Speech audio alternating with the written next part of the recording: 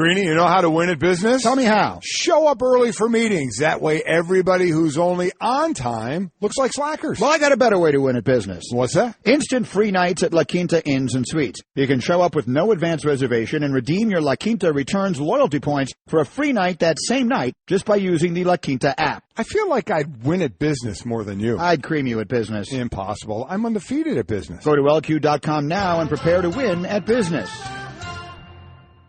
Well, Dave Rothenberg in for Greenie. Golic is back from his cross-country travels. How do you feel? 2 hours in. I feel like I'm hitting my stride. Yeah? Now. Yeah. Yeah, it's a good job. Yeah. I gave you B in the first hour. And hour 2? B-ish? C+. C+? These are good grades. No, I'm kidding. I'm used to, C's and D's. You are. You're doing very well. Yes. I'm just messing around. It's not so easy. I'm telling you. I got to deal with you. You're a big personality. Yep. Right? I mean, you're on the verge of going into the Radio Hall of Fame. Probably not, but yeah. You had a chance to go to the Radio Hall of Fame. Yes, I did. And I have to deal with you. I'm managing a lot of things. A lot of things to deal with. A lot of things. All these guests coming up. We got Stugotz coming up in a half hour. You're not going to want to miss that. How about Mike Conley in moments? Mike Conley and Mo. I was getting to that. Yeah, okay. I was kind of reversing the hour. I understand. Starting with Stugotz. We've been having fun with Hembo, our resident baseball expert, because he played college baseball at Charlotte's Cedarville's in Ohio. Yeah, no, it's big. And almost got thrown out of a game. He's the assistant coach for 16 and under travel league. Stugotz is not happy he didn't get thrown out. So he wanted him to push the issue. Has gotten thrown out. He coaches his daughter and like 13-year-old girls lacrosse in tournaments all over the country. He's got an issue with Hembo. So that'll be fun. In a few minutes, Mike Conley Jr. from the Memphis Grizzlies will join us, talk about the award show tonight, and he also has some other things he's doing as well, but the award show and what he's looking forward to there and all that. But before we get to that, it's game show season. I love game shows. They're not on as much. Like when I was a kid and I would get sick and not be able to go to school, I was locked in on game shows. Yeah. You watch the Game Show Network, though. There's a Game Show Network. But those are old now. Yeah. Like I need a new, and we have some new game shows, but I'm talking Card Sharks, Scrabble, Sale of the Century. Do you remember Sale of the Century? Oh, I absolutely do. But the game shows now are old game shows. The $100,000 Pyramid, I mean, that's been around for a long time. Match Game, they're doing now. That's been around. You ever seen The Odd Couple when they went on Password? Oh, I love that. Oh. I love Password. But $100,000 Pyramid, Aaron Rodgers was on it, did very well on that, helping his contestant there. But they're doing all the celebrity stuff, Celebrity Family Feud, as well. Why don't you guys go on the Celebrity Family Feud? I know. I definitely want to do that. Family. We all know. Definitely would love to do that without question. Is it an ABC production? I think I don't know if all of them are. I know some of them are. Family Feud. Forget about all of them. Family Feud. Push the Golic family onto the Family Feud. I think it is. Yes, I think it is. Yeah? And also Greenie. I think is it Thursday when it starts the Battle of the Network Stars. Greenie, Joe Tessitore, Carrie Champion, and Cassidy Hubbard all were the announcers for that. I used to love that. I can't wait for this. They had DeMarcus Ware and Ronda Rousey as the athletes there. Being captains for the team. Right. Battle of the Network Stars, I loved it. It was a great So that's going to be on Thursday, but I love all that stuff. If you had to pick one, could be on one, what would it be? One current show. One of the shows that we're all talking about. Well, I can't take Family Feud because I'd have to. You need a family. I have a family, but I have little children. I don't think they do well. Yeah, we're going to have a story later on why your wife wouldn't join you on that. She would. She loves me. No, she doesn't. She does. After what you pulled on her at the New York City Marathon that we're going to get into. So you want the nation. This is a big show. Yeah. You want the nation to hear this story. Without question. Mm-hmm. So what show would you go on then? I would like to go on The Pyramid.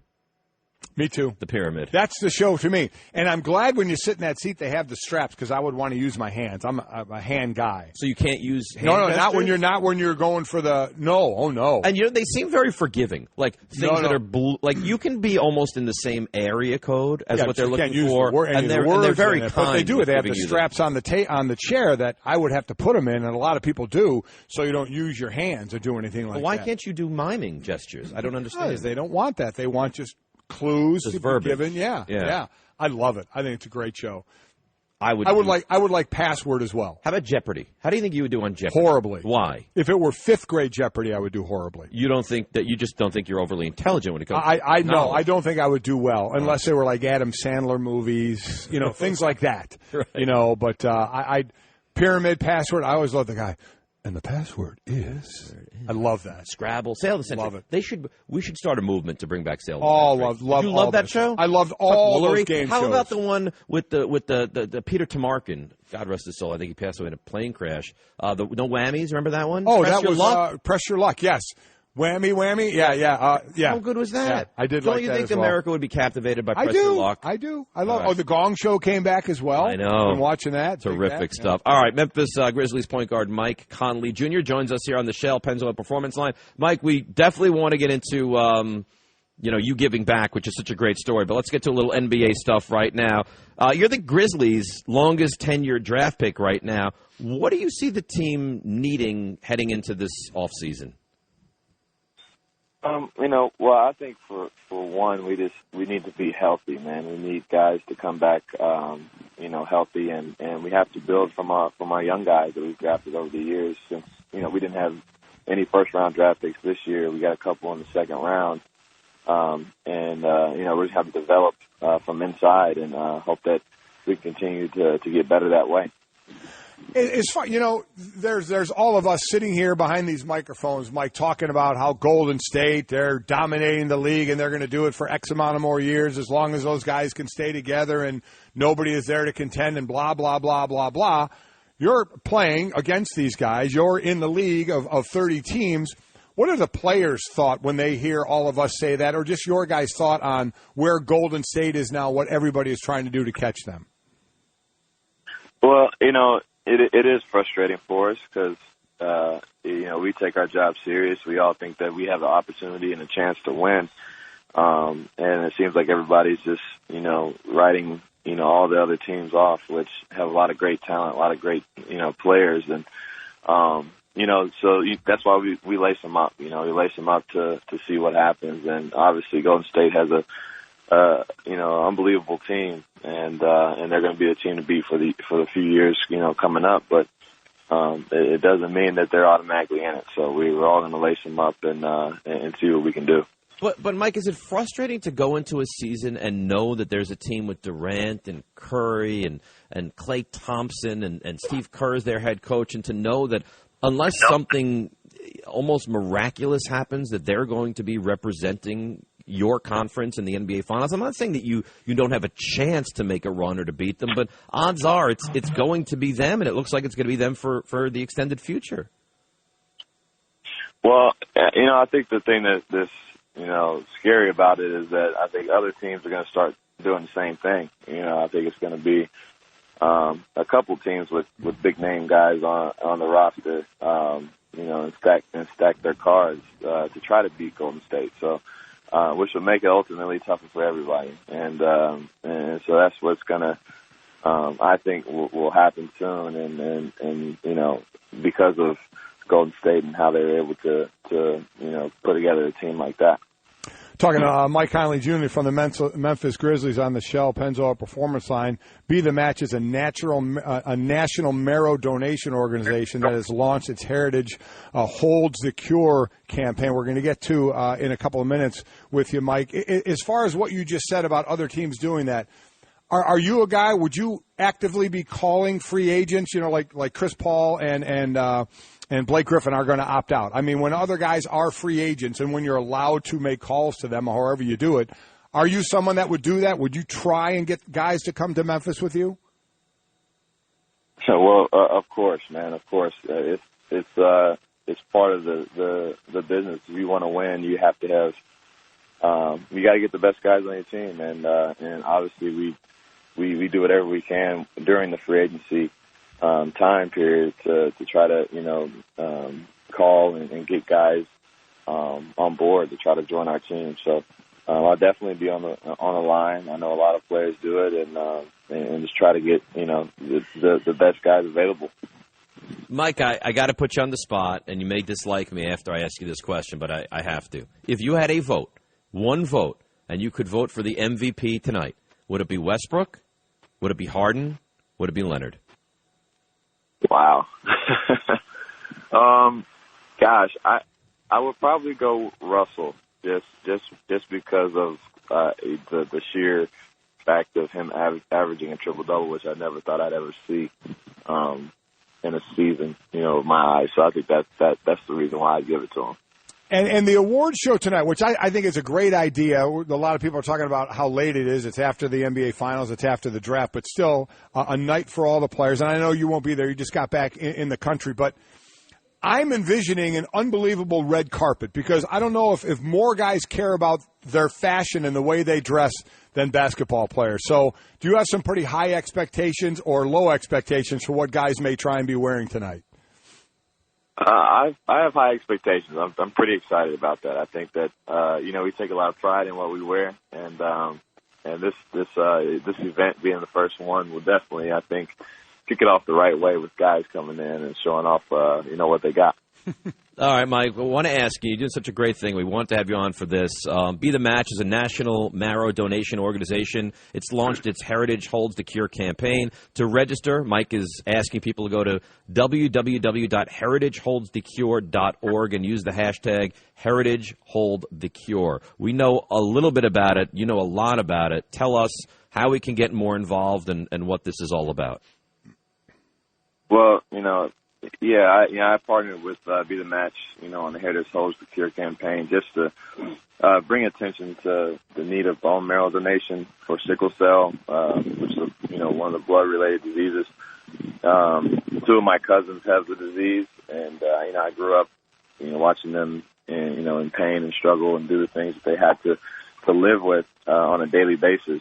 And, I just wanted to, I knew when I grew up to be able to try to help raise awareness, to help find a cure. And, in this process, I think we're figuring out that, Black and African donations are, unrepresented, when it comes to bone marrow donations. And we feel that, that our heritage could hold the key, could hold the cure. So we're just trying to raise awareness to this, and hopefully people will, donate and help save somebody's life in the future. Yeah, the number is staggering. Be the Match registry includes over 16 million registry members. Of these, only 5% identify as a Black or African American. So, again, go to heritageholdsthecure.org. Use the hashtag HeritageHoldTheCure. So, great thing you're doing, Mike, to bring awareness to that. And good luck next year. And I know, did you enjoy your 1 year of being the highest paid player? Because, man, that's about to get blown out of the water. I mean, the money going around in your league is fantastic. Thank you. And I did enjoy it. It was fun while it lasted, but now I'll be going back to being just a middle-of-the-pack guy. Oh, yeah. I think you'll be okay, though, right? We're going to have a GoFundMe for you. Yeah. Thanks, Mike. Thanks, Mike. Appreciate the time, man. Thanks. Thank you. All right. Thanks, guys. Going back to just being able to get by for Mike Conley. It is unreal. Yeah. I mean, and now it didn't jump as much as people thought it was going to jump this time, or last year it did, but this one not jumping as much. But man, I mean, a lot of people got on him a little bit for highest paid. Just like he's a terrific player, though, and all that stuff. When you do that, I get tired of that because listen, Derek Carr is not the best quarterback in the NFL. But it happens it's that all about timing. It's when your deal is up, then you get paid through the nose, then the next guy gets paid. Bet on himself, was the MVP Super Bowl and got paid. He wasn't the best quarterback in the league. We've seen this happen over and over and over. Absolutely, Andrew Luck was not the best quarterback. I mean, it happens like this. It does. It's all about timing. He hit the timing last year. Derek Carr just hit the timing right now. It is the way it is. So Mike Conley Jr., I do like him as coach. David Fisdale became a star all of a sudden in the playoffs. If I would ask you, honestly, beginning of the season, game one of and I said, who is Memphis' coach? You would have said never know. I knew him, but I didn't know anything about him. But you knew who he was. I knew who he was. But what a great story this guy But is. I didn't know anything about him. But then you hear him talking, and we had him in here for one of the shows. Right. He came in to be an analyst for the Plus. Just fantastic. And how great! Remember when the fantastic. Spurs got all the calls and he was livid about it and he went bananas? Oh, yeah. Great. Oh, it was great. Yeah. We absolutely loved it. So good to have Mike Conley Jr. again, the NBA Awards show tonight. He thinks Russell Westbrook, as far as the MVP, it's down to 3, Harden, Leonard, Westbrook. I mean, James Harden, he's the first player with 2,000 points, 900 assists, 600 rebounds in a season in NBA history. He became the first player to score 2,000 points and assist on 2,000 points in a season in NBA history. I mean, he's got some firsts as well. He's amazing. He had a monster but not year. Westbrook. He's not. I agree with you. Any other year, Harden would walk home with this trophy. Look, a lot of years Leonard would walk home with it. I think there was a lot of years that LeBron for the season he had. But you know what? LeBron's issue is LeBron's so good that when LeBron is under the Jordan, he has to be. LeBron is under the Jordan, where Jordan can win it all the time, but you just aren't going to give it to him. You can't give it to the same guy because he's LeBron. And you brought up before, if you take. They were 6th seed. If you take Westbrook off the team, how bad they would be. It'd be horrendous. Here's why I don't like that argument. Take LeBron off Cavaliers. Take Harden off the Rockets. I mean, take any star off their team, and they're going to be worse. Are we now going to degrees of how worse they're going to be? They're going to be bad. They're not going to be in contention for the NBA, the finals. Some not even the playoffs. Right. So that's why I'm not a big fan of that. We'll take him. But how great is Westbrook? Forget about the Westbrook. How great is he? Great. He put up a season we haven't seen since Oscar Robertson did it. That's why I think I now would go to him. But I had said Harden for a long time. But why do you change though? I mean, if you were all in on Harden. No, I'm saying I think that's who they're going to pick. I still would not have a problem going with Harden at all. But did you like the way I pushed him on that? That was nice. You did do that. That was a good job of journalism. Now, one of the reasons you could lean to Westbrook is defense. Harden doesn't play it. No. But, man, assisting on 2,000 points, scoring that, the first time ever. He's got some firsts as well. I would have no problem casting my vote for James Harden. If Kawhi Leonard were to win tonight, I wouldn't have a problem with that either. He is so unsung hero. And, oh, by the way, he was a runner-up last year. And, oh, by the way, he might be the best defensive player in the league. Exactly right. Yeah. Defensive player of the year for a couple of years, runner-up in the MVP last year. He's an incredible player. But we don't really care about defense, do we?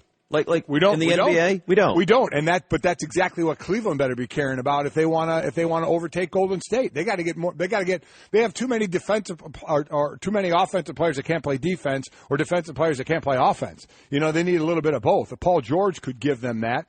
And as I said earlier, I know Dan Dockich had said he's more of a talker than a doer. Talked about he doesn't act at times like a superstar. Well, he doesn't have to be one if he goes to Cleveland. He doesn't have to be a superstar. He's going to play better defense than Love, and that's what they need. They need that help there, in my opinion, to get over Golden State. So we'll see if that is a good fit or not. Brian Windhorst didn't seem to. I took away from Brian Windhorst. It didn't sound like we're on the verge of this thing going down. It didn't sound like we're on the verge of that. And I know you and I have had a lot of discussion about LeBron James and what LeBron James wants to accomplish in his last. Isn't it only 3 to 5 years now? That's the only thing for him, right? Yes. You'd agree with that. It's only championships. So what's his best chance at winning a championship? First is getting to the final. I don't think I know yet. I really don't. I need to see what they're going to do with Kevin Love. I don't know that Kevin Love is a third. People are going to get upset. They were very fortunate to win a title last year. Were they great? They're very good now. They were very fortunate. I don't know if this trio can win a title. I think they need to add a lot more to compete. I don't disagree with that. But even if he is 3-9, 8 or 9 in the finals, as opposed to not going to any more finals, which is better? When you sit there and talk about, it's better to go. Before Tom Brady won his 5th, when he was 4-2, there were those that would say, well, Joe Montana and Terry Bradshaw did better at the Super Bowl. They were 4-0. So you don't agree? A lot of people think that. Tom Brady went to 2 more. Is it he wrong? lost to the Giants both times, too. Yes, he did. So it should be held against you to win the AFC Championship game and get to the Super Bowl. That now is held against you. Look at the Bills. The Bills went to 4 straight Super Bowls, and they're losers. And I would take everyone that in a heartbeat. And anybody says they wouldn't take that as lying. I never went to 1 Super Bowl. If you told me I could go to 4 straight, rather than not go to 4 straight, even if I lost them all, I'm going every single time. You don't think that there's some players on those Bills teams that looked at that and said, you know what, maybe it would have been easier if we didn't go every time. No. Now we're the punchline of a joke. I would not think so. I would want to go every time. And I still do, get on Joe Theismann when I hear I'd rather not go than go and lose. Easy to say when you have a Super Bowl ring. I don't want to hear from anybody who's got a Super Bowl ring. I never went to the Super Bowl. I would take 4 straight and 4 losses in a heartbeat. That means I got there. It means I got to the big game. But there's difference between Mike Golic and LeBron James. I agree. His entire legacy. If he finishes 3-9 as opposed to 3-5, right? That's a strike against him that people are going to see. Is it? He got to the finals, though. He got to the finals. Well, he's been to the finals more times than Jordan now. Oh, I know. But nobody seems to recognize that. I think it's still better to get there than to not get there. And Nobody has still explained to me how going to the Lakers is going to put him in a better position to go to the finals. What happens if Lonzo Ball? What happens if Lonzo Ball is but you're going to get to see him for a year. You're going to see Lonzo Ball. Have you made the list yet? I know Magic Johnson is a rookie where he took that team, but look at the loaded team that was around him. Now you're talking about a 34-year-old LeBron James. Paul George will be he'll be 29, if we're talking 2 years. So Paul George prime of his career. LeBron, I still think very, very, very good in 2 years. Three guys you have Lonzo Ball. But my point, which you seem to not be catching on to, is you have next year. So next year, so what happens if Lonzo Ball is rookie of the year and is dominant? What happens if Lonzo Ball goes 17 and 10? Ball and who else? Brandon Ingram. Yes. By next year, we're going to be able to tell. Oh God. Oh. So then LeBron goes there. They're champions. So how about this? How about LeBron signs on another 1 year in Cleveland? You know what? Let's give the Lakers another year to see what they are. Let me see how Ball progresses. Let me see what Brandon Ingram is, and then I'll decide. And I'll do another year in Cleveland. Yeah. I know what my upside and downside are here. He's getting to the finals in Cleveland. He's getting to the finals. He's getting a chance. Is he winning? With this team next year, is he winning? You have a better chance to win if you're there. If you have a better chance to win in the finals if you're there than you're not. You go to the West. I think that's he's true. Not going to have that team to get past him. He'd have to get past. If they don't add another, and I'm not talking about a periphery player. They have to add a big time player. I agree they have to add a big time player. Paul George is about as big as it's going to get this offseason, right? For what they need. Okay, let me ask you a question. If Paul George goes there, right? Kyrie Irving's still there, right? Corver, J.R. Smith. Oh, they're going to have to mix up some of the others. Okay. But the main guy is now George, Irving, James. And they mix up the others to become a little better. Are they winning a title? They're in better position to win a title. But they're not winning a title. But you still you can but you have to get there to not win it. Okay, if you're not going to win it, that's fine. But you're there. You're in the finals. You got there. You can go for a number of years in a row, and you at least have a chance to win because you're there. And you have a better chance, I think, with Paul George because he can play defense. So I just don't buy the whole go to L.A. and hope you can put a team together and hope these 2 or 3 guys in a year or two all of a sudden become great players, of which still I haven't seen the list of first or second year guys. You know what, Marc Stein, who's tremendous, going to join us at 9:30. We're going to ask him these probing questions. Okay? Sounds good. All right, we absolutely are. Greeny, you know how to win at business? Tell me how. Show up early for meetings. That way everybody who's only on time looks like slackers. Well, I got a better way to win at business. What's that? Instant free nights at La Quinta Inns and Suites. You can show up with no advance reservation and redeem your La Quinta Returns loyalty points for a free night that same night just by using the La Quinta app. I feel like I'd win at business more than you. I'd cream you at business. Impossible. I'm undefeated at business. Go to LQ.com now and prepare to win at business. Well, Dave Rothenberg in for Greeny. Golic is back from his traveling around the country. Travels, yes. Travel. So it was Vegas? Vegas, South Bend, Chicago. How often do you go to South Bend? Decent amount. 15 times a year. Maybe not that much. We'll probably start to go more and more. We got a place there now, and love to go watch the game. Even other times of the year when there's nobody there, we love going there. So my son and his fiancée, my son Jake, his fiancée Jenny, are getting married there in South Bend. July 15th. They met in South Bend. Yes, he played football there. She ran track there. You think you'll cry at the wedding? I probably will. Yeah. My wife is a crier. She wants to be hypnotized to not cry.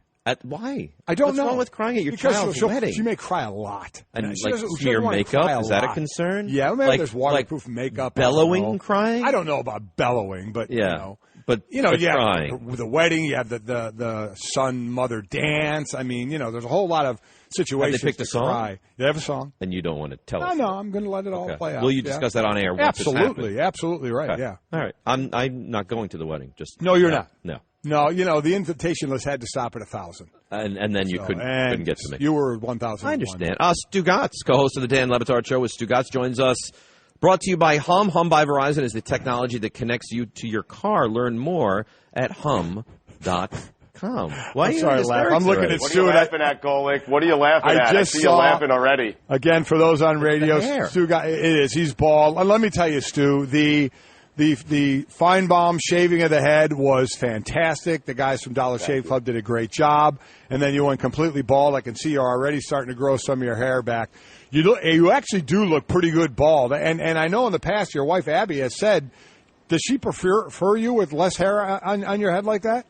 Well, she prefers Golic. No, she thinks I have a nice head of hair, so she'd like me to grow it all the way back. But she is fine, like at 1.5 to 2 inches, which we're a couple of days away from. She has actually maintained that I look better with that look than I do with a full head of hair. So we're going to see. I'm going to negotiate. We'll see what happens. In about 4 or 5 days, we'll see where the hair is at. I have to keep the beard. That's the way this whole thing works. It's the only way it looks good. So in about 4 or 5 days, we'll see where the wife stands on this. And if she likes it, hopefully I'll be able to keep it because I enjoy it. I like it. It just makes life easier, Mike. It just makes life easier. Showers take like 30 seconds. It is, and I actually do think you look pretty good. Okay, before we get to some of the topics here, you know Hembo. Hembo, our resident baseball expert and our guy who played college baseball. You got to hear where he played college. Cedarville. I mean, they're talking Stugotz about where he played college baseball. Nonetheless, he played at Cedarsville. Yeah, he knows Cedars or Cedarville. Cedarville. You should ask Stugotz where he played lacrosse. He played at Clark. I know. Division 3. In Division 3. I was at Spree Day. Division 3. Stugotz. But Hembo in lacrosse, Division 3 is usually considered to be better than Division 2. Division 1 is obviously the best. And occasionally I'll tell people, not on radio, but I'll tell people, like strangers just walking around, people I've just met, I'll occasionally tell them that I played at Princeton or Johns Hopkins or Maryland or something like that. You haven't learned the art of lying, Hembo, to enhance your story and your resume. So here we go. This is where it's going to start. Hembo is the assistant coach of a 16 and under travel team.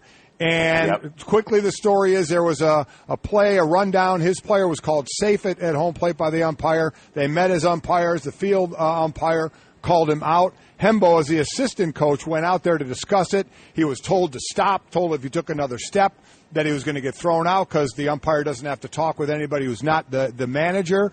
And Hembo walked back and did not take another step. Stugotz immediately texted me and said, I'm very disappointed in Hembo. So, Stu, why are you disappointed?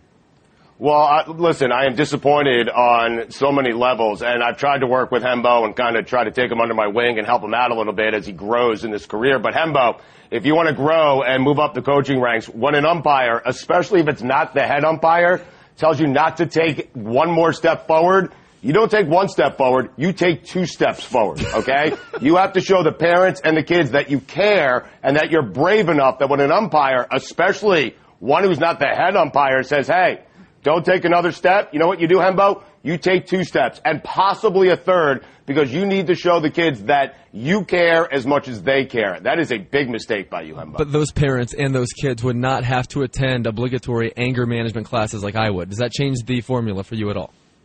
Yeah, you blow off those anger management courses. You take them online. You have someone sit in and do them for you. It's like when you go to traffic school online, you just have someone sit at a computer and do it for you. Pay them a couple of bucks. Stugotz, how many? And you coach your daughter's lacrosse team. She 13, right? The 13. You're a twin daughter, correct? Yep. 13. Yep. How many tournaments have you either gotten thrown out of or have been right on the verge of getting thrown out of? Every single one, Mike Golic. Every single one I've ever coached. I've either gotten tossed or been right on the brink of getting tossed from that tournament, man. Because here's the thing, and I think Rothenberg knows this as well, and Hembo, you definitely know this. Occasionally the refs in these youth league, tournaments, they try to make it all about themselves. They try to make it about the ref, not about the kids, not about the outcome. They try to make it about themselves. And so, and that's usually the case with the tournaments down here in Florida. So, Mike, every single tournament I've either gotten kicked out of or I've been on the brink of getting kicked out. And one time, Mike, and I told you the story, I got kicked out and I came back in wearing a Bobby Valentine disguise. It was just pure genius on my part. I just have to ask quickly because I coached my kids all through Little League as well. Do any parents say anything to you what kind of role model are you for these young women that you're coaching? No, no. The parents, they've come to expect this with me. If I don't do it, then they say something, Mike. That's the deal. If I'm not defending our kids and I'm not giving our kids the best chance to win, then the parents get mad at me if I don't say something. So no, the parents, at least to my knowledge, now they might be talking behind my back, which is a very good case that could be happening. But at least to my knowledge, they are fans of how I act on the sidelines because of what I just said. Referees, you have one job, and that job is to know the rules. And if you don't know the rules, I'm going to come down on you hard, man. That's just the way it works. All right, Stu, let's get right to beef, Stu, though I could talk about that forever. More beef with Tim Tebow batting .222 or the Mets promoting him? I don't really have a beef with either. I expected Tim Tebow to bat .222, and I don't mind that the Mets are promoting him, because what does Tim Tebow do? Guys, they are running a business, okay? And I understand there are guys in the minors, they might be upset they're not getting promoted. But you know what they don't do? You can tell me all the bad stats on Tim Tebow. You want to know what he leads the minor leagues in? Putting people in the seats. And so if you're the Mets, I'm totally okay with them continuing to promote Tim Tebow while his batting average continues to decline. I'm totally okay with it. They are running a business, and they signed Tim Tebow for a very obvious reason. It gets them some attention, and it gets people in the seats, even to minor league games.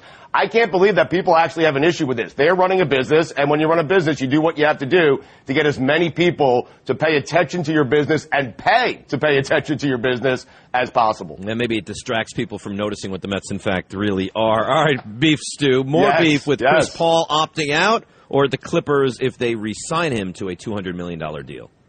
It would be with the Clippers, because I heard you guys talking about this on the way in, Dave, and I agree with you. You don't bring Jerry West over from Golden State to go with the same old, because whatever they've been doing there hasn't been working. They haven't made it to the Western Conference Finals. Now, there is an interesting little side note to this that, with Blake and with Chris Paul, Blake Griffin, they have to let go. I'd be surprised if they re-sign Blake Griffin. But with Chris Paul, there is a little interesting side note here, because we know how close Chris and LeBron are, and maybe you keep Chris Paul there because you have dreams and hopes of signing LeBron James in the offseason, and he might be more inclined to go to the L.A. Clippers if one of his best friends, Chris Paul, is still with the L.A. Clippers. But, Dave, I'm totally with you. I heard you say it on the way in. You didn't bring Jerry West over from the Golden State Warriors to go to run with DeAndre Jordan, Chris Paul, and Blake Griffin. That hasn't worked. It's not going to work because Jerry West is there.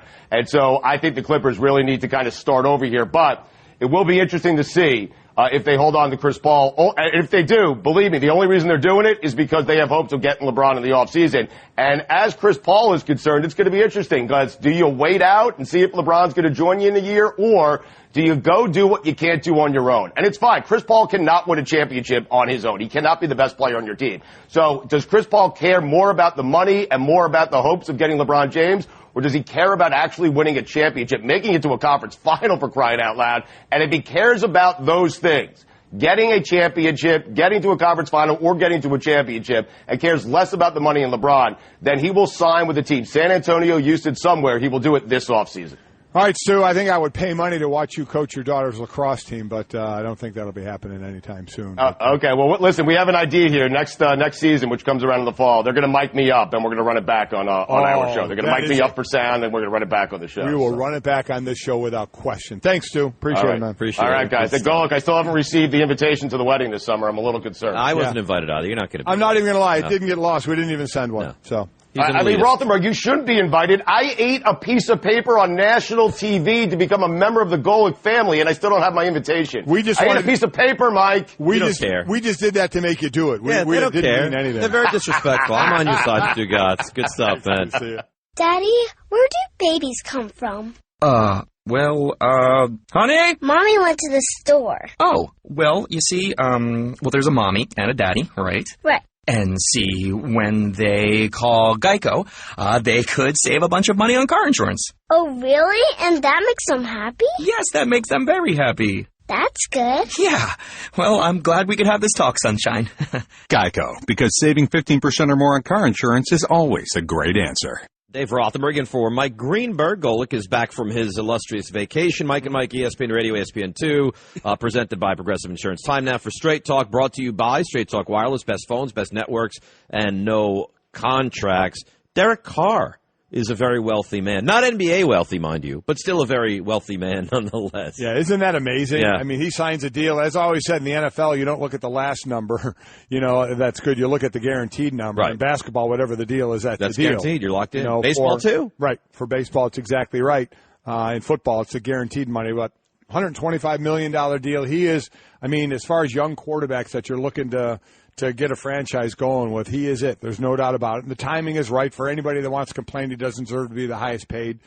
It's the way it works in pro sports. Timing is everything, and he got it. And I was just in Vegas. Mark Davis was actually out there. I was out there for the Gridiron Greats, what Mike Ditka is the head of, and I'll get more into that. Mm-hmm. But Mark Davis, and on behalf of the Raiders, donated $25,000 to that on the couple nights I was out there. And Reggie McKenzie, their GM, former linebacker great, was there as well. I was speaking with him for a bit about the money going out now and signing Derek Carr. And, we were talking a lot about that in their move coming up, but I think it's a great signing. That's a guy you want to lock up. I mean, look at the pieces on that team are unbelievable. Will Mack and he, Amari Cooper, their offensive line is elite.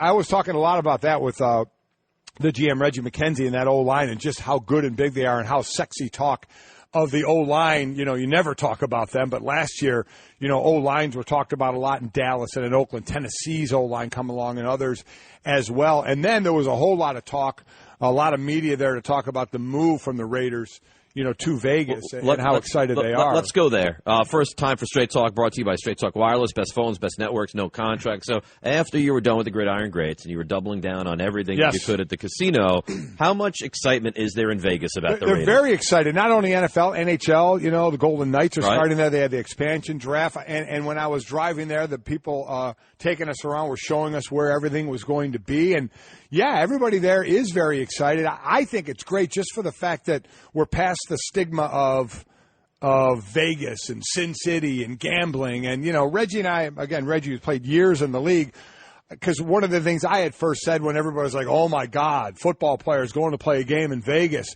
and going to be in Vegas by the Strip and all the strip clubs and everything, I'm like, they can get that anywhere. They can go now, a traveling team, their home team. They can go to all that stuff. How about guys that have to live there? How about the guys on the Vegas Strip? Wait a minute. Do you think anybody's going to live on the Strip? I don't think anybody's going to live on the Strip. And, oh, by the way, anywhere in the country, you know what there are? There are those kind of places that you could live by and go. Yeah, there are those places, but not to the extent and the elaborateness that Vegas has. Really? So they're way more elaborate there than everywhere else in L.A. or New York? You can't walk down the street without, And you can walk down the street, and you know what you can also do? You can walk past them. So we're to think that, well, listen, some people certainly will give in to the temptation. Dabble. Okay, but then you know what? That's on them. You're a professional. In whatever you are a professional in, you're going to just succumb to that and get yourself in any kind of trouble? I mean, please, to think that if you have a team in Vegas, all these guys are going to get into trouble. If they can't handle it and be a professional, that's on them. That's on nobody else. I think it's ridiculous to think that all hell is going to break loose. The NFL was so opposed to going to Vegas forever. They were. Now all of a sudden, I'm glad they're over it. Let's go to Vegas. I'm glad they're over it. I'm glad we're over that stigma of, oh, my God, everybody's going to succumb to all the bad there and the gambling and everything. First of all, let's legalize all the gambling. It's ridiculous that it's not. There's so much, way more times illegal gambling, the amount of money than legal gambling. Make it legal. It should be legal. And I'm just happy we have pro sports in Vegas. And they are very, very excited. Now, it's always a bummer when a city loses a team. Like St. Louis loses around. It is. I'm not exaggerating. Like, if that were me and that were the Giants, I think my life would change irreparably. One thing I think you're going to get, I think you're still going to get a lot of Raider fans. Now, just Raider go to fans, Vegas? Yes, Raider fans are countrywide. Now, Raider fans in Oakland, for those, it'll be interesting for the ones in Oakland that will make the move, the flight or the drive or whatever they're going to do to go to Vegas and make a weekend out of it. I have no idea, but I think it's going to be great for visiting teams, fans coming in. You're listening to Love Advice with Leanne. Caller, you're on the air. Hi, Leanne. Long-time listener, first-time caller. Why, in your professional opinion, do you never take my calls off the air? Is this Carl? Yep, it's Carl. I mean, we had a few dates. Everything was great. I thought, Well, when you switch to Geico, you could save a lot of money on car insurance. Okay, awesome. You should call them. I will. Geico, because saving 15% or more on car insurance is always a great answer. America, it's time for some straight talk. You love your phone. Look at you. You hardly put it down. But you don't love that expensive wireless plan, do you? So what if I told you can keep that phone, network, and number 2 for a lot less? Well, this is me telling you. It's time to switch to Straight Talk, guys. Bring your own phone and get unlimited plans starting at just $45 a month on America's largest, most dependable 4G LTE networks. Straight Talk Wireless. Only at Walmart. Savings may vary. Please refer always to the latest terms and conditions of service at straighttalk.com.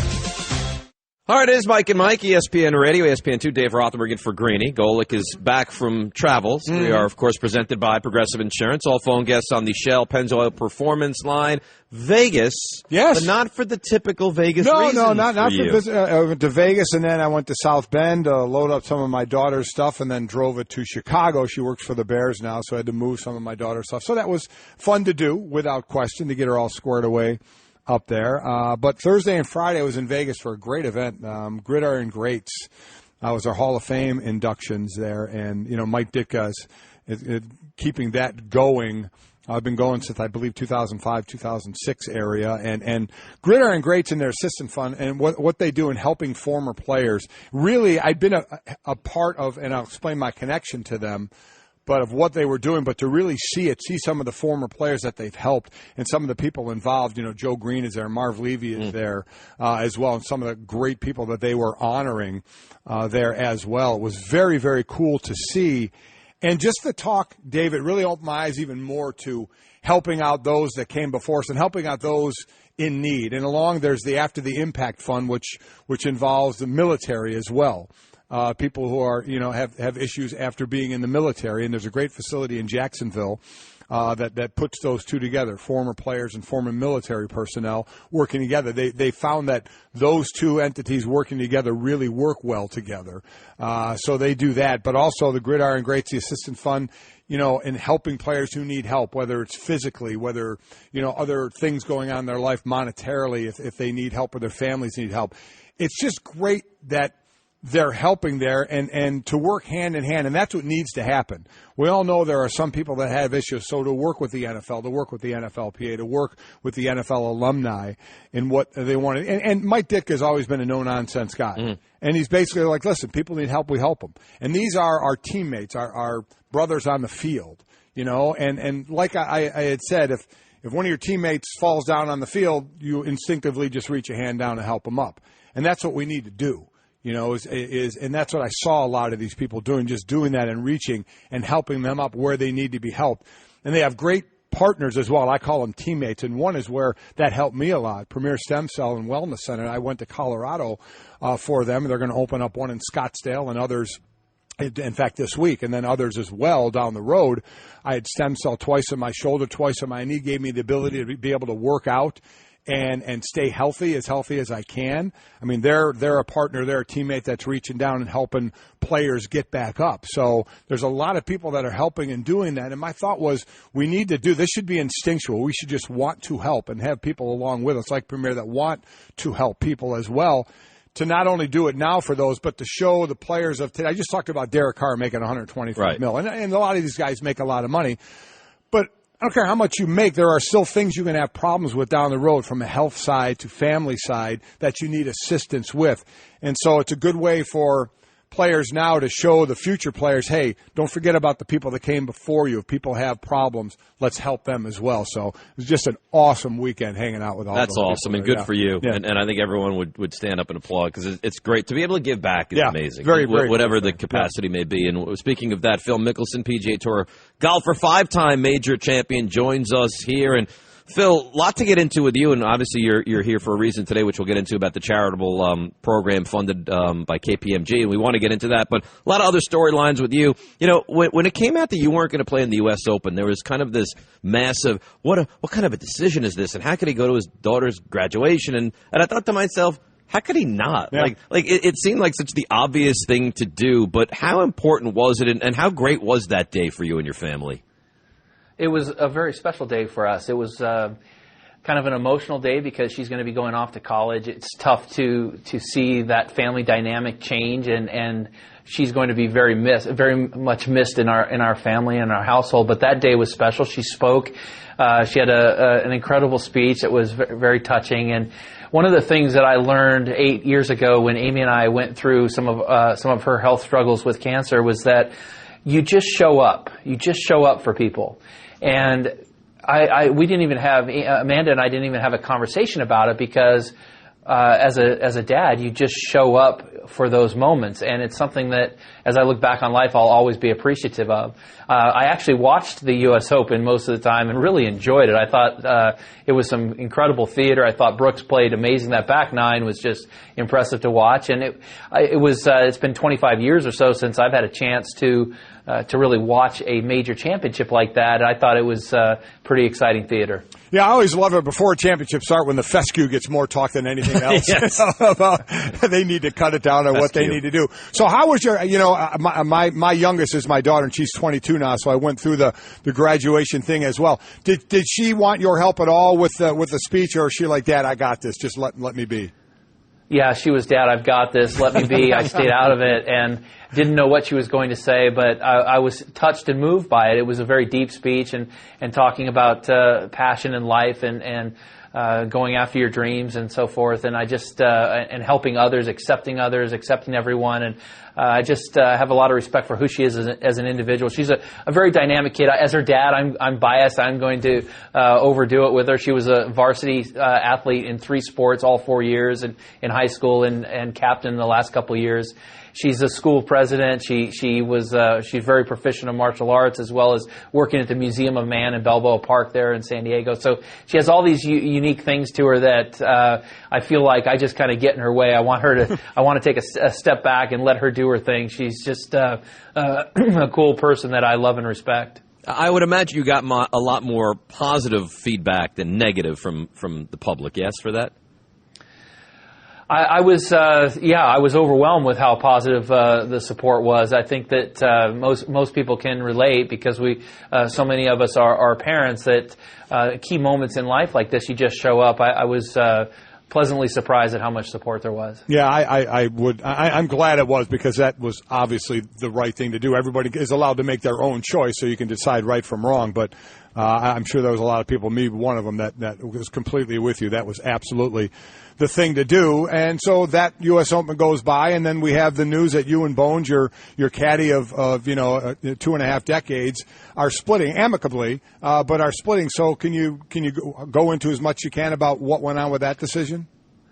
Well, I think that the way Bones and I feel is that we're just very fortunate to have had 25 great years together, and we would have liked to have ended at the U.S. Open this year because we started in 1992 at the U.S. Open, but really our first event was the qualifying for that U.S. Open in Memphis. So we knew at Memphis it was most likely going to be our last tournament together, and so it was a bit emotional for us, even though we hadn't let anybody know. We were holding out hope that the U.S. Open would be our last event. But there's really nothing to it. There wasn't any big incident. It was just kind of time for a change, and I feel so appreciative to have a guy like Bones, to have Bones these last 25 years to experience and share the highs in golf, from the tournament wins to the team competitions, but also some of the off-course issues too. You know, when we went through a tough time 8 years ago, the first person to show up was Bones and his wife Jen for us. So I have such a strong affinity to this man and such a love for him.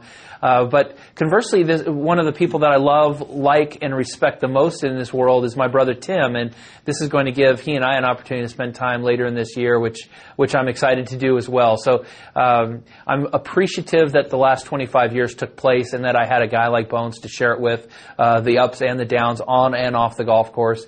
And I'm also looking forward to the opportunity to spend time with one of my favorite people on this planet, in my brother Tim. Phil Mickelson joining us on the Shell Pennzoil Performance Line. About that, listen, I got 2 brothers too, Phil, and we all played football as well. And sometimes the past just comes up. So is there not going to be a time, when you guys were growing up, that's going to come to fruition on the course there, where you guys are going to have a disagreement about something that happened in the past? The thing about Tim and I is that throughout our entire life, we've had, first of all, a 7-year difference in our age. And so because of that, growing up, we didn't have that competitiveness. We had more support. And the thing that I respect about my brother the most is that he has been nothing but supportive throughout my career and for my success. And so when we ever have had an issue in the past, we just talk about it.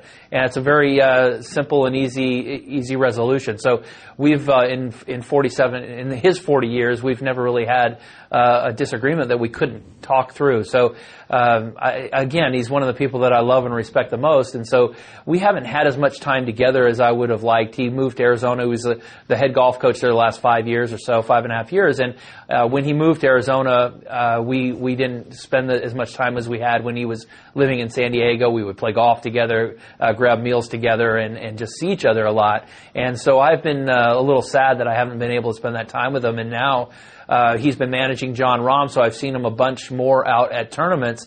And I'm appreciative that John okayed it, because certainly his number one priority is to continue managing John, who's an incredible player. But we'll be able to spend a lot more time this year, which I'm very appreciative for. I think the key question is, Bones had a one veto per year of your decision. Is your brother going to get that same veto power? Well, that veto, first of all, is non-transferable. And so...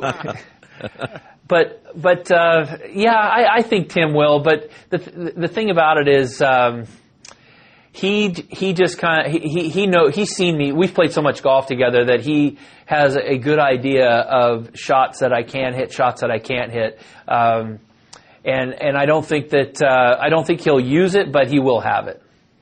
All right, Phil Mickelson joining us here, Mike and Mike, ESPN Radio, ESPN2. So today, June 26th, KPMG will be announcing Phil Mickelson's support of the KPMG Future Leaders Program. It's the charitable program funded by proceeds of the KPMG Women's PGA Championship, which is a major championship in women's golf, Phil. It provides college scholarships to deserving young women, and you will be personally contributing to the program and increasing the number of recipients from 16 to 20. Tell us a little bit about this and how you got involved. Well, it's an exciting week for women's golf, because the PGA of America has partnered with KPMG back in 2015 to create this major championship and have it be one of the largest purses in the game and premier events. And then part of this, in conjunction with this tournament, KPMG has put on the Future Leaders Program, which is taking now 36 girls total, 20 each year from here on out, to get them a mentor to help them not only be introduced to the game, but to help them through their college time and better succeed in the business world. And golf is such a great tool in business, because you get to know your clients and your business partners on a 4 or 5 hour fun round of golf, where you get to really learn about their personal needs and their business needs.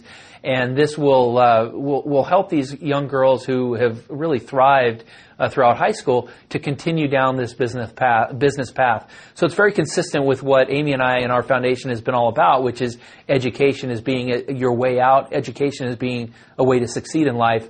And this is a great program that does that. Well, it's a great idea. There's obviously the game of golf, and then so much more that it can bring, the ancillary things, and this is such a great thing to help that along. I'll finish up quickly on Jordan Spieth holing out from the bunker in the first playoff hole at the Travelers.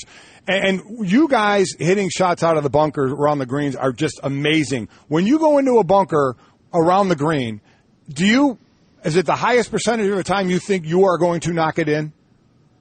I don't think that that's our first thought. Our first thought is to get it close, but if you get every bunker shot within 2 or 3 feet, the mathematical odds are you're going to make a reasonable percentage in that 4 1/4 inch hole. But the thing about Jordan Spieth that impressed me yesterday was, and I had a chance to watch it, was he didn't have his best stuff the final round. He wasn't striking it as well as he usually does. He wasn't putting as well as he usually does, and yet he found a way to win. He found a way to hit the crucial shot when he needed to. He found a way to keep himself in the round to get into a playoff, and then found a way there to close it out. And the celebration is what was awesome. I think this is going to be a celebration for the ages there. He leaped pretty high. I have leap envy, I think. I'm not quite able to jump that high. I thought that was a pretty cool little exciting finish rather than the typical golfer's high five. It certainly was exciting, Phil. We appreciate a couple minutes. Have a great day, and thanks for giving back. Thanks, Phil. Do. Appreciate it, man. Mike, Dave, thanks for having me on. You got it. Good stuff. Oh, yeah. I don't think him and Bones would have gotten as high in their leaping. So even Phil would have admitted that. Yeah. You were concerned about that. I was. Yeah. You look where they jumped, and then you look where Spieth landed. Now he's young. He's a young, spry kid. But he landed kind of on a hill going back down, and Martin Gramatica came to mind. There was a guy from the Lions, I think it was, who celebrated a sack by doing the chest bump coming down and blowing a knee out. When he came down, he was kind of right by I thought maybe an ankle roll or hurting a knee. I was happy he didn't. It was a great celebration. So when he got up and was able to walk, said, okay, all right, then you took a deep breath. How awful would that have been? You win it, or you hit it out of the bunker, and then you don't see him for the next 6 months? And you're laying there, holding your ankle or your knee or something. Terrible. That would have been awful, yeah. Peyton Manning hosting the ESPY, he's giving away his ESPY tickets. Donate to the V Foundation for your chance to win. www.ebay.com/ESPN. I finally, you know what's amazing? What's that? Really quick, You've been talking about that Lions guy all day. We finally got the name. Stephen Tulloch. Yeah. Okay. Finally got the name. And I just couldn't remember the name of it happening. I know it happened to a Notre Dame player that I had known as well on a celebration. And you hate a celebration. To get hurt in a celebration has got to be just, and I mean hurt. I mean hurt where you are out rehabbing, for months. Just to be absolutely brutal. So I'm certainly happy that when you were playing, is there the best or worst injury that you remember? From a celebration? Yeah, from like a you got hurt doing this? I don't. The only injury I remember, the last night we had training camp at Westchester University when I was with the Eagles. And we'd live in the dorms. And the last night of camp, we decided to have a water gun fight. And it was basically offense against defense. So that day, we made trips to the local toy stores and bought them out of their water guns. So none of the children could have water guns. Exactly. Right. So not only were we doing water guns, we were filling like trash bags. You know how when you're at the top of say you're 5 floors up and the staircase and you look down, and you have I don't a like hole that. through there? Right. Well, we'd fill up trash bags of water and drop them like bombs as well. And we'd bust into rooms with the water guns. It was offense against defense. Okay. And it got pretty aggressive. Was it physical or was it just... No, just water. Right. But I mean, we were rolling around getting after it thinking we knew what we were doing. Well, some guys didn't want to play. Some guys just weren't. And those are the guys that you made sure were involved. Well, we did. So we broke into one of the rooms of a wide receiver. And he was sleeping. The lights were off. He was sleeping. And we just absolutely smoked him. Absolutely smoked him with the water gun. Yes, weird. Did he go crazy? He got up and he ran at us. And he tore a hamstring. And when he ran at us, he ran into the corner of the desk with his thigh. He ended up getting a thigh contusion where he had to miss some time. And next day, when we were leaving camp, we had to do some running. Yeah. Yeah, because that happened. Was he an important cog to the team? Yes, he was. So coach was not happy. Not happy at all. He was down for a few days. Didn't miss, games or anything, but was down. So luckily, but that as soon as that happened and he went down, we were like, ooh, okay, this isn't going to be good. So that's the worst injury I saw from playtime or celebration type thing. I know you've been pining. And your wife suggested that I give you the marathon story. I do. See, I need to hear this. My wife ran the New York City Marathon. Right. My wife has run it 3 times. Okay. Yeah. And I remember when my wife ran it, I wasn't going to run it. There's no way I could do it. No. She's much tougher than I am. I saw her training for it. Unbelievable. She ran it, and I made sure I was right there in the stand at the finish line, ready to greet her and support and all that. What people do. So your wife runs a New York Marathon. And I'm sure you did the same thing. Right, except no. So my wife, we're dating. We're living, I guess, in sin before we're even engaged. It's great to know. Really great. Thanks for that part of the story. 13 years later, pal. I mean, it's a successful, very functional marriage. Successful sin living. So we're living together, Upper East Side of New York City, 86th Street and 2nd Avenue. And she says, the big day. Now, I don't know why they do this marathon on a football Sunday. Mm-hmm. It seems really like right cruel. Beginning of November. First Sunday in November. It's ridiculous, but they do. That's right. Football Sunday. It's a pretty big thing. Like to some, it's a big thing. Runs. Listen, and I'm not saying don't run. Okay. I'm just saying I don't know that I'm going to be, completely involved in the marathon festivities. Now, let me just set the scene for my help in this story. The day before, you go to the big Jacob Javits Convention Center. Right, to pick out your number and all the things that go along with it. I went there. Okay. Very supportive. Right. Held her hand. Mm-hmm. We had a carb-loading dinner. Mm-hmm. Right, this is what you do. Held her hand? Listen, don't pick on the story. So, okay. So you had a carb-loading dinner, which you benefited from as well. Listen, I think that's obvious. Okay. Right? So she says... So right now you've done nothing that just benefits her. Took her to the Javits Center, hand-holding, picked out the number. Okay? Again, you've done nothing to support her at this point. She says, listen, this is great. I can't wait for tomorrow. I can't wait for you to meet me at the finish line. It is very cool, by the way, watching your I'm sure it is. Run like I did my wife. I can only imagine. I imagine it probably is. I'm sure it is. Yeah. And I said, wait, finish line? She said, yeah, you're going to be there at the finish line. I said, no, it's the Giants are playing the Jets. This is Sunday, November, whatever it was, 2003. I said, there's no chance I'm going to be at the finish line. And she looks at me with this pathetic, like, puppy dog look. Like, yes. You're not going to. She should have punched you. And then I imagine the wheels are turning. She says, this guy's going to propose to me? Yeah. I'm going to marry him? Yeah. He's not going to give up a football for Sunday? Yes. I said to her, but here's what I will do. I got you for this. I said, I will, if you're quick enough, I'll get over to First Avenue. If you get there before 1 o'clock, I'll meet you there. And I'll say hi. And she says, what? She married you after this? She says, you'll meet me on the corner of First Avenue? I said, but you have to get there before 1, otherwise I'm not going. Do you realize what a bad person you are? I'm starting to. So she does it. She gets there 12:52. So she finishes a marathon and hustles just to get this one spot because that's the only way you'll meet her after she ran the marathon. Corner of 86th and 1st, 12:52, met her. She stops for a few minutes. I give her a hug, give her a kiss, said, you're doing great. And then I have to do my own marathon back to the apartment to watch the Giants-Jets, which is clearly the most important thing of the day. You are a horrible person. There's more. She finishes. She runs. She gets to Central Park. Mm-hmm. There is no one there for her. Not one soul. Yeah. She has to take the bus. Cross town from Central Park to our house. She's on the bus with people who have family that have flown in from Texas, Arizona, and they said to her, sweetheart, where's your family? He's home watching football. She comes in, like toenails have come off. You know the marathon. Oh, yes. Toenails have come off. She goes, I did it. I go, if you could give me a minute, the Giants had a 2-touchdown lead. It's now a tie game. Give me a minute. And she says, what is wrong with you? Now, the Giants won the game, so I said, listen, what can I do for you? She's like, I'm done with you. Oh, absolutely. She shouldn't have been done with you right then and there. Do me a favor. Don't talk to me the rest of the night. And now, you have the marathon story. I cannot believe that she still married you. I mean, it's unbelievable. You now have the marathon story. You love it. How good is that story? No, it's horrible. And I have hundreds of them. You're a horrible person. Horrible. You really think so? Yes, without question.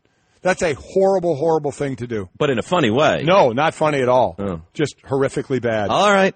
Greenie, you know how to win at business? Tell me how. Show up early for meetings. That way everybody who's only on time looks like slackers. Well, I got a better way to win at business. What's that? Instant free nights at La Quinta Inns and Suites. You can show up with no advance reservation and redeem your La Quinta Returns loyalty points for a free night that same night just by using the La Quinta app. I feel like I'd win at business more than you. I'd cream you at business. Impossible. I'm undefeated at business. Go to LQ.com now and prepare to win at business.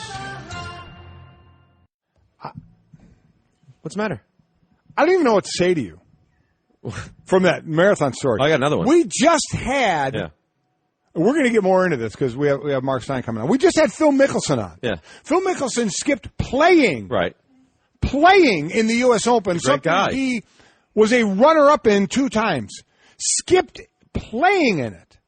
So to watch his daughter graduate and listen to her speech, you don't play. Right. You're as far away from being an athlete as can be. Hey, that's a shot, and that's unnecessary.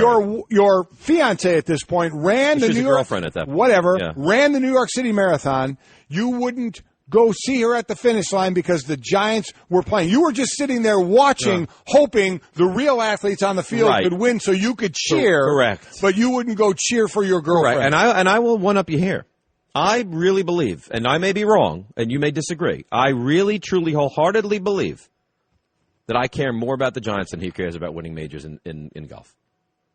I truly believe you're a moron. But I really believe that to be true. But so what does that mean? That means that I care. Why should I give up my favorite thing? You shouldn't care more about your favorite thing. So the Giants are their favorite more than your wife. No, I love her more, but a race, I'm not interested in. I'm the football. Stop it. All right, ESPN NBA Insider. I got another one for you later, all right? Oh, God. I think it might beat this one. Marc Stein joins us here on the Shell Pennzoil Performance Line. Marc, I apologize you had to hear all that. I was learning. I was learning about life. That was good. Learning what not to do. You know what? I could write a book, What Not to Do as a boyfriend / husband, and it would be a bestseller. Because you're scum. No, I imagine a lot of listeners could contribute to that book.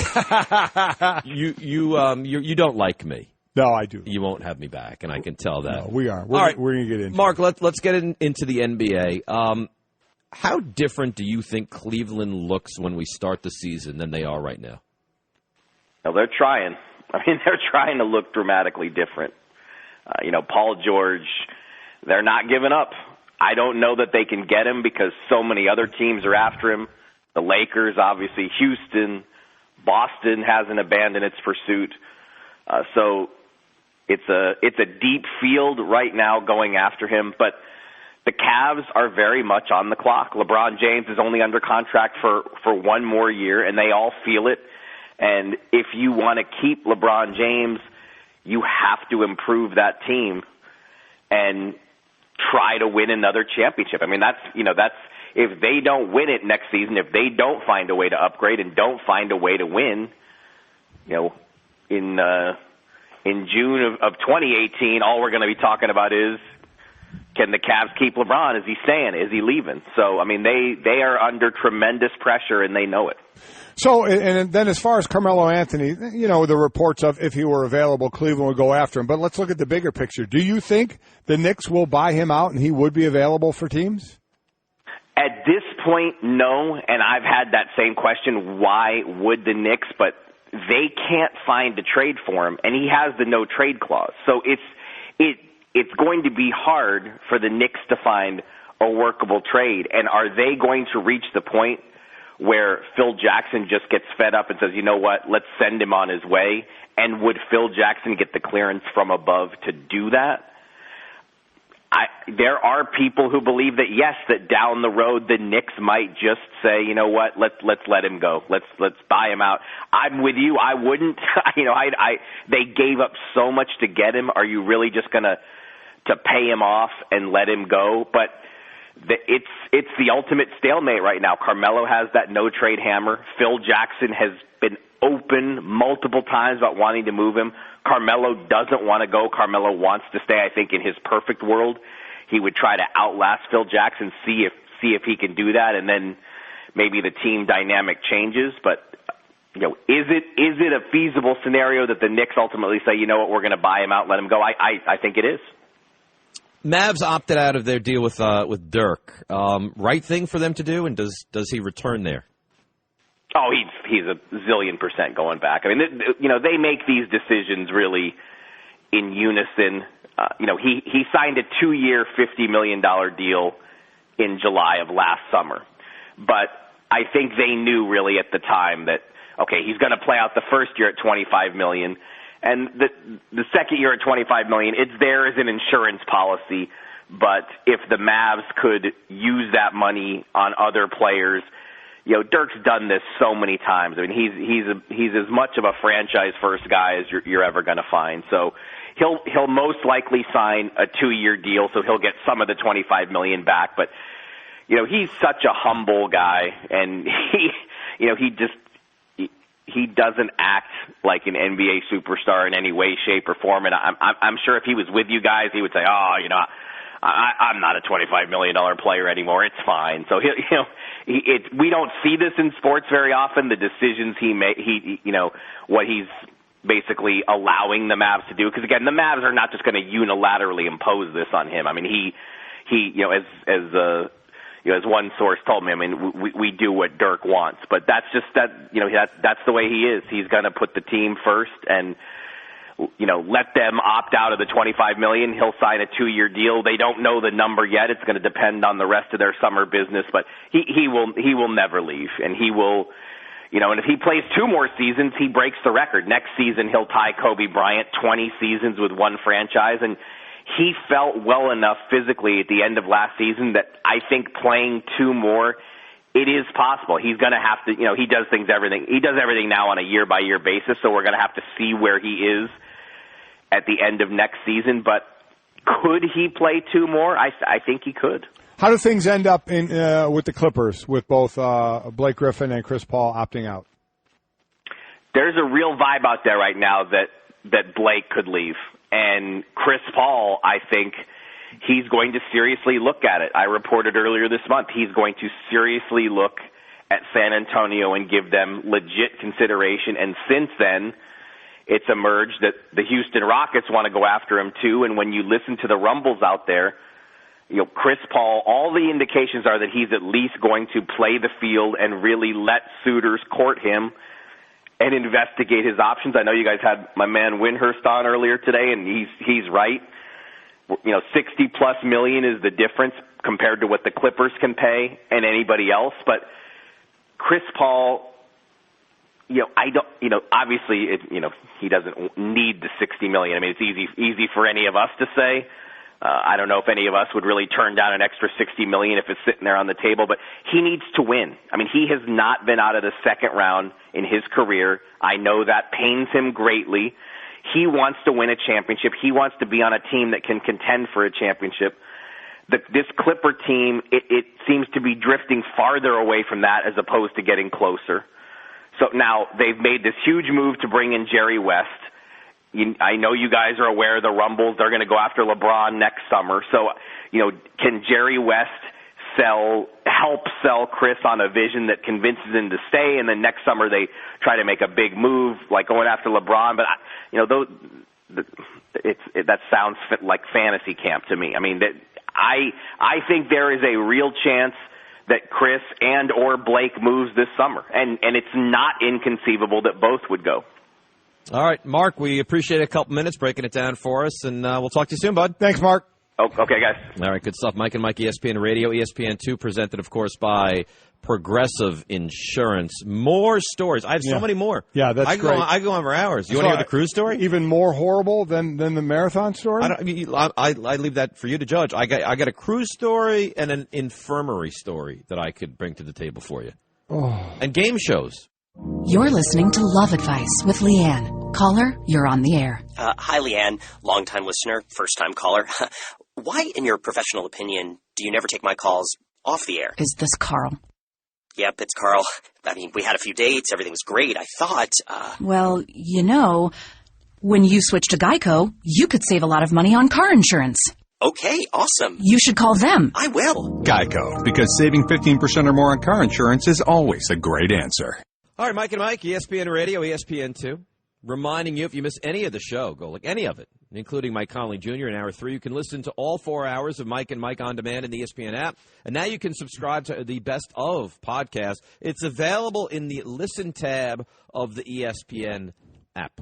Okay, a couple things we need to clean up. First, we had Mike Conley on, a boxer who was on the Pacquiao Horn card, which is it's a battle in Brisbane. It's in Australia, July 1st, right here on ESPN. And so we were talking about the toilet there that the water swirls counterclockwise. Correct. You said. That's what I've always been led to believe.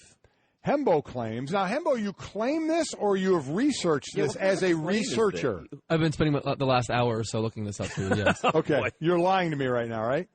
Yeah. Hembo claims toilet bowls drain however they're designed to circulate water. It's irrelevant whether you live above or below the equator. Because we're getting tons of tweets of people saying, that's silly. It does not flow counterclockwise. I still believe it does. I don't care what his research proves. You believe all you want. If he has a thesis on it, I believe it goes. A what on it?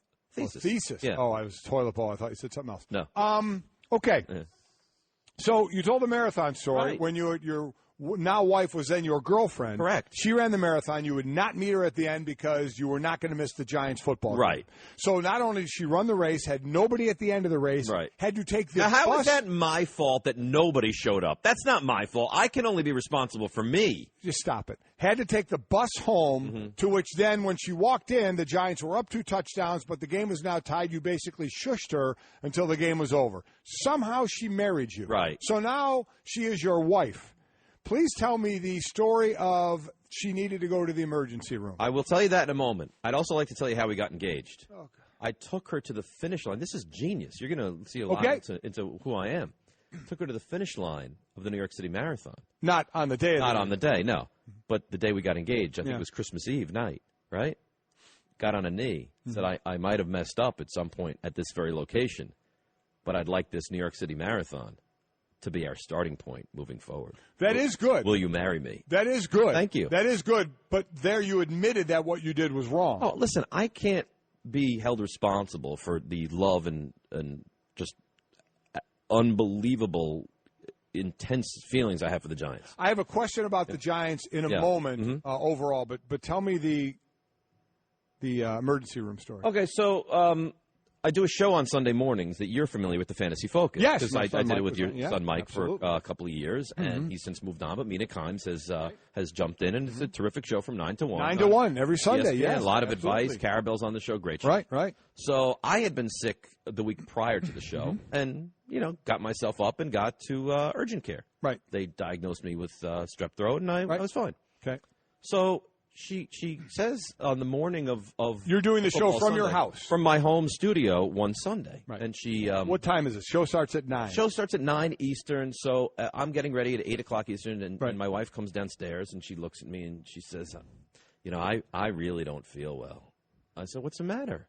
She said, I don't know, but I have 102 or 102 plus and kind of dizzy and I think I need to go to urgent care. I said, let's go. And she says, yeah, but they don't open till 9 o'clock. And then you're on the air from 9 to 1. Can you take me at 1? I said, take you at 1? I said, the Giants game kicks off at 1. She said, yeah, but I don't feel well.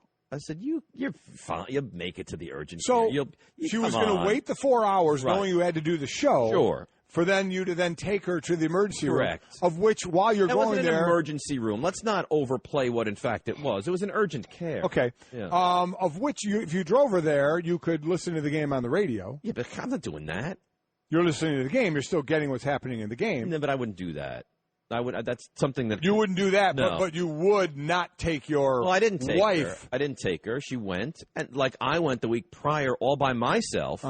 To the very same urgent care. Right. She went, which, by the way, Golic, is maybe a half mile away. I'm not having her travel 12 and a half miles to said urgent care. It's a very local urgent care, half mile away. Okay. You know what? That does help a little bit. Does it? That's half a mile away. Okay. She gets herself there. They diagnose her with the flu, whatever, and she comes home. And okay, that's not as harsh as I thought it might be. Let me ask you this. Yeah. It's actually my wife who texts us to me because she heard that story and she's sickened by you as well. Right. But she does like me. She does like you, but from a distance. I understand. Yeah. I'm an acquired. I already feel that I've been this close to you for 4 hours. I'm going to need a shower. But she did ask. Yeah. If your kids? 2. Great kids. The Great best. kids. Yes. What if the Giants were in another Super Bowl? Is there anything, or what would it take for you to miss the Super Bowl? No. Nothing? No. For your kids? No. Nothing. Nothing. Nothing they could be doing that might be so important to them in life. If they were in a championship baseball game, no. If they won the Nobel Prize. No, listen, no. If they're that important that they're winning the Nobel Prize, they could push it off to a non-football Sunday. There is nothing I'm doing. Nothing. Nothing your wife or your kids can be doing that would make you miss it. Nothing. Maybe, God forbid, if they passed. But then I think I would be involved in planning the funeral, and I could do it on a non-football Sunday. You are one of the most horrific people I've ever met in my life. But you love me a little bit, don't you? I do. There's a part of me that loves you, but a part of me that wants to pull out the Golic hammer and pound you with it. Thanks for having me on the show today. Thanks for being here. Really it's been a lot of fun. That. Dan Levitar's show with Stugotz is next on ESPN Radio. Sports Center next on ESPN2. It's been Mike and Mike, ESPN Radio, ESPN2.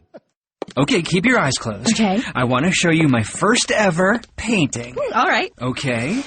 Open your eyes. Oh, that's a lot of colors and shapes. So be honest. What do you think? Well, I like how if you switch to Geico, you could save hundreds of dollars on car insurance. Oh, yeah, that's true. Yeah. Here, why don't I hold your paintbrush while you call them?